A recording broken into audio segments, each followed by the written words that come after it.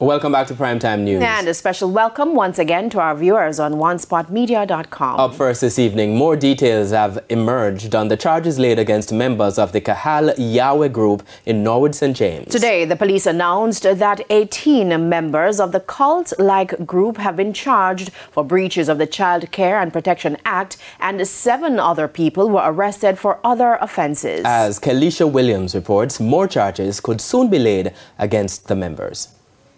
On the heels of a shocking revelation that young girls at the Qahal Yahweh church were being groomed for older men and even had their pubic hair shaved in full view of the congregation, the Jamaica Constabulary Force issued a statement Friday afternoon. 18 members of the group have been charged with breaches of the Child Care and Protection Act following several inquiries, interviews, and recording of statements. The police stressed that additional charges may be filed in short order, and the accused include several parents whose children have been placed in state care. The statement said all 18 persons were granted bail and are scheduled to appear before the St. James Parish Court on July 19.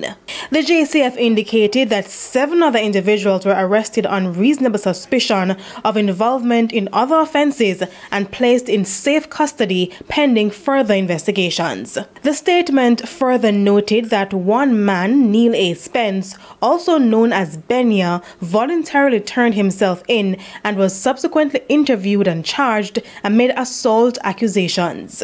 Now, it all started after the police raided the compound in Norwood and brought 22 members of the church to the Montego Bay police station for questioning.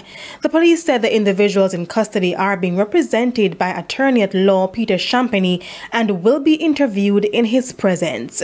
They also noted that the ongoing investigations aim to arrest and charge other individuals implicated in the offences detected, and again appealed for the public's continued support.